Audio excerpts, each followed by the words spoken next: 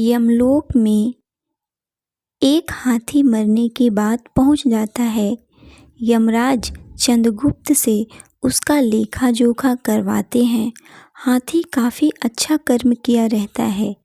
यमराज बोलते हैं, तुमने इतने अच्छे कर्म किए हैं कि मैं तुम्हें फिर से पृथ्वी लोक पर भेज दूं। हाथी कहता है, यमराज जी, मुझे धरती पर भेजिए तो मुझे यह वरदान दें कि मैं किसी मनुष्य का पालतू न बनूं। यमराज बोले, क्यों? हाथी बोला, यमराज जी, क्योंकि मनुष्य काफ़ी चालाक होते हैं। यमराज जी बोले, यहाँ भी तो मानव हैं, वो कितने सीधे साधे हैं।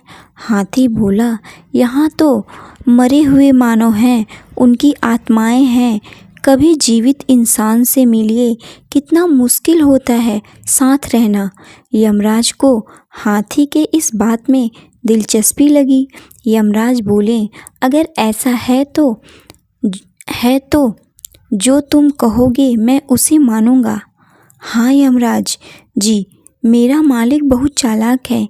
यमराज अपने दूतों को भेज देते हैं सेठ को लेने के लिए। उस समय सेठ सोने जा रहा था। जब सेठ सो जाता है तो यमदूत उसके पलंग सहित उसे यमलोक लेके चले जाते हैं। अचानक सेठ की नींद खुलती है और वह अपने चारों ओर देखने लगता है। अरे, धरती तो दिखाई नहीं दे रही है। तब वह पूछता है, तुम लोग कौन हो? मुझे कहाँ ले जा रहे हो? हम यमदूत हैं और तुम्हें यमलोक ले जा रहे हैं। सेठ कहता है, यमलोक तो मरने के बाद जाते हैं ना। यमदूत कहते हैं, तुम्हारा हाथी, हाँ वह तो आज ही मर गया है। उसी ने यमराज से कहा है कि तुम बहुत चालाक हो और यह कहा है कि इंसान भी बहुत चालाक होते हैं। तभी सेठ पलंग पर कापी और पेन देखता है और उसमें कुछ लिख देता है। वह यमराज के पास पहुंच जाता है और कहता है, क्या आप मेरे बारे में जानते हैं? यमराज बोलते हैं, हाँ मैं जानता हूँ, तुम इस हाथी के मालिक हो। और क्या जानते हैं? यमराज, और तो कुछ नहीं जानता हूँ। वह उस कागज को यमराज को दे देता है जिसमें कुछ लिखा होता है। यमराज उसे पढ़ते हैं और अपने सिंहासन पर उसे बैठा देते हैं और वहाँ से चले जाते हैं। तब हाथी कहता है, मालिक, आपने यह सब कैसे किया? बता दीजिए, मैं आपका जीवन भर नौकर बन के रहूँगा। सेठ कहता है, चलो बाद में बता दूंगा। सेठ चंद्रगुप्त से कहता है, नर्क का दरवाज़ा बंद कर दिया जाए। अब नर्क के लोग भी स्वर्ग में आने लगे। कोई नर्क में नहीं जा रहा था। नर्क के लोग अप्सराओं से खाने के लिए दिन भर कुछ न कुछ मांगते रहते।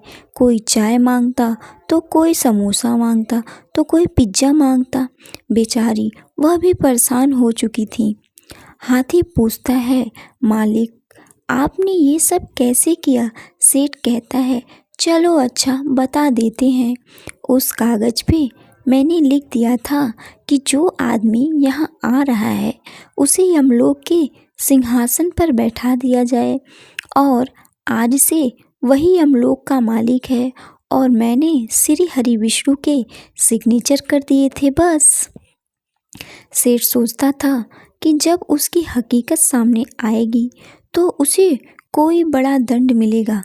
सेठ नर्क से आए सभी मनुष्यों का लेखा जोखा चंद्रगुप्त से मिटवा देता है।